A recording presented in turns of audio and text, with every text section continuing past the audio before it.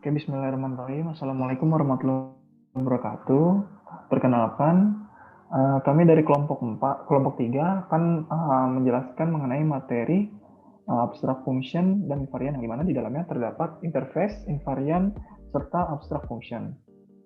Anggota dari kelompok 3 ini, yang pertama ada Mujtahidul Hakmayuda, yang kedua ada saya sendiri, Muhammad Dafar Derajat, yang ketiga ada Muhammad Aditya Ferdian, dan yang terakhir ada Syana Khairi. Selanjutnya.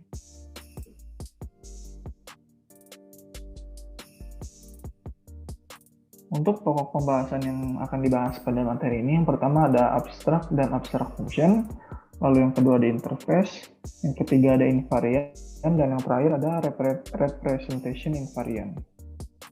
Selanjutnya. Masuk kita ke pembahasan mengenai abstract function. Abstract function merupakan suatu penambahan komentar untuk memberitahukan pengguna mengenai fungsi yang akan dijalankan.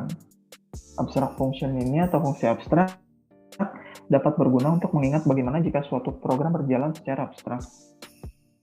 Penting untuk memutuskan apakah suatu implementasi benar, oleh karena itu berfungsi sebagai komentar dalam implementasi tipe data abstrak apapun. Selanjutnya. Berikut merupakan implementasi coding dari abstract function ini. Selanjutnya, di sini merupakan contoh implementasi abstract function ini, di mana tulisan berwarna merah ini berisikan itu berupa komentar secara eksplisit yang mana menunjukkan bahwa daftar tersebut mungkin berisi duplikat yang berguna sebagai penguat kalimat pertama. Demikian pula kasus daftar kosong disebutkan secara eksplisit untuk kejelasan, meskipun itu mubazir. Selanjutnya, ini merupakan contoh codingan yang kedua. Selanjutnya,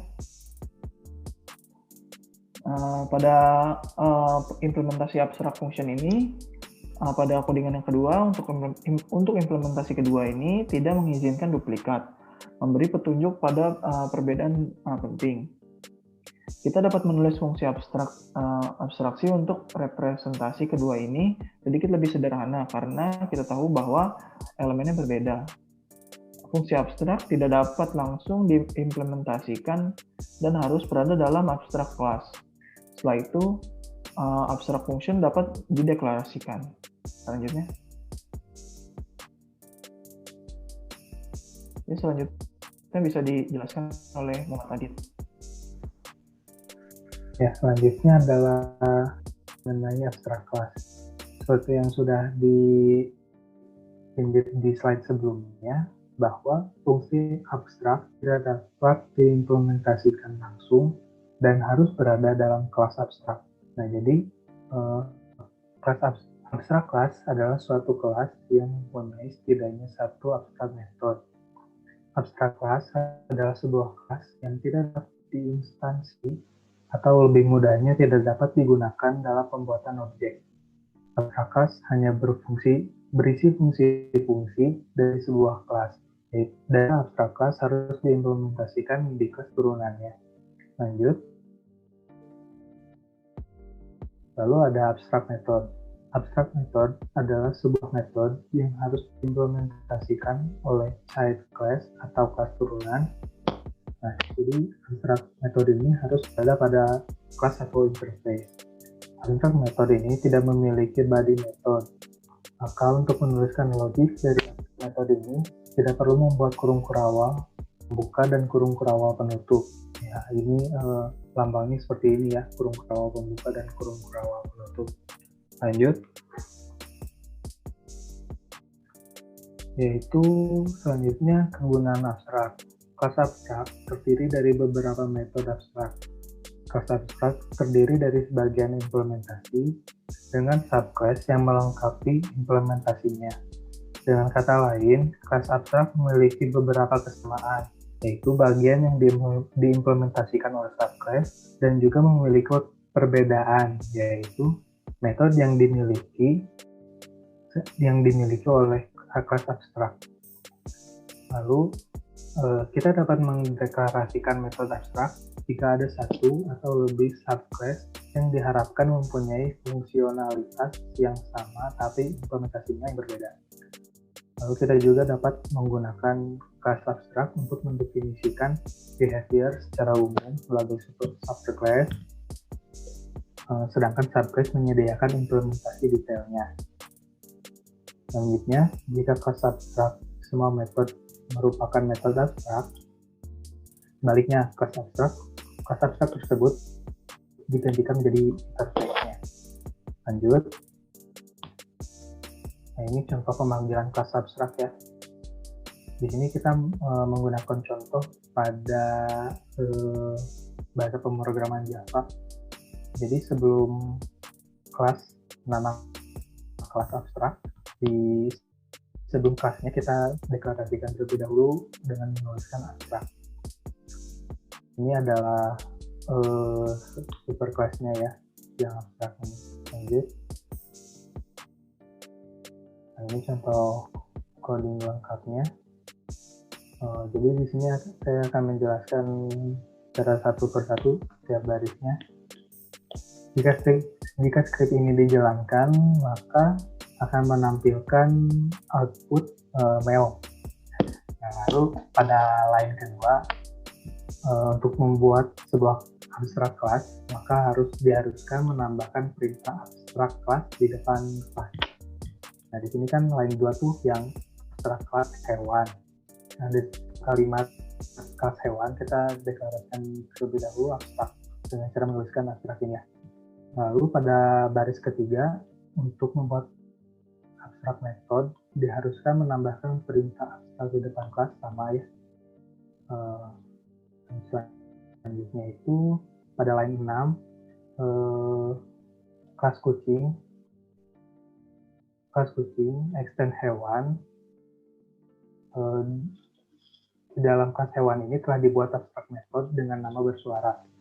Maka pada kelas kucing yang merupakan turunan dari kelas hewan diharuskan untuk membuat metode dengan nama yang sama, yaitu metode bersuara.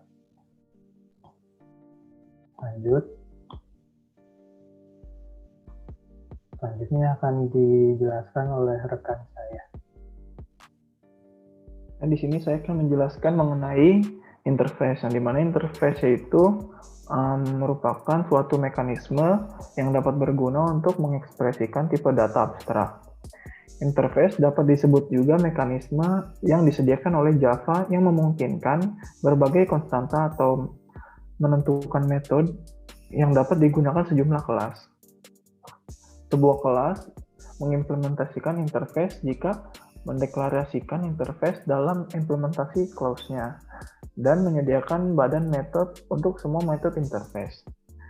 Jadi salah satu cara untuk mendefinisikan tipe data abstrak di Java sebagai interface itu dengan implementasinya sebagai kelas yang mengimplementasikan interface itu. Selanjutnya itu adalah keuntungan interface. Keuntungan dari interface ada 4. Yang pertama, antarmuka menentukan kontrak untuk layan dan tidak lebih. Yang kedua, implementasi terjaga dengan baik. Yang ketiga, representasi berbeda dari tipe data abstrak dapat hidup berdampingan. Dan yang terakhir, memungkinkan kompilator untuk menangkap banyak kesalahan. Selanjutnya di sini akan dijelaskan oleh rekan saya. Baik, terima kasih. Selanjutnya ada invariant. Nah, invariant sendiri adalah sebuah properti dari program yang selalu benar. Nah, untuk setiap kemungkinan runtime state dari sebuah program. Imutabilitas merupakan suatu invariant, salah satu yang penting. Begitu dibuat, objek yang tidak berubah harus selalu mewakili nilai yang sama. Nah, selama masa pakainya, abstrak data tipe bertanggung jawab untuk memastikan bahwa invariant sendiri berlaku. Nah, di invariant sendiri digunakan untuk membatasi objek dari kelas.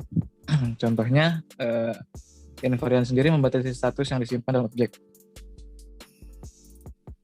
Nah, buat teman-teman untuk mungkin buat memahami invariant sendiri, pada intinya invariant itu terdiri dari sekumpulan properti yang tetap dan juga tidak dikompromikan, terlepas dari status objek. Nah, invarian sendiri dapat membantu teman-teman dalam menangkap bug lebih banyak, serta membantu dari segi pengujian juga. Mungkin selanjutnya akan dijelaskan oleh rekan saya. Selanjutnya adalah rep invariant atau disebut juga representation invariant, yaitu untuk menentukan item data konkret mana yang merupakan representasi valid dari item data abstrak. Rep invariant bukan hanya ide matematika yang rapi. Jika implementasi Anda menegaskan rep invariant pada waktu proses, maka Anda dapat mendeteksi bug lebih awal. Fungsi rep invariant dan abstraction. Persyarat fungsi memegang nilai argumen. Representasi konkret dari argumen memenuhi invariant representation. Kita bisa tunjukkan itu semua nilai representasi baru yang dibuat memenuhi rep invariant dan diagram komutatif berlaku. Selanjutnya modul invariant. Invariant itu penting bahkan tanpa fungsi abstraksi, karena mereka mendokumentasikan status hukum dan representasi yang diharapkan dapat ditangani oleh kode dengan benar. Secara umum, kami menyebut invariant modul sebagai invariant yang diberlakukan oleh modul. Kegunaan invariant modul untuk memahami cara kerja kode dan juga untuk pemeliharaan, karena pengelola dapat menghindari perubahan pada kode yang melanggar invariant modul. Selanjutnya,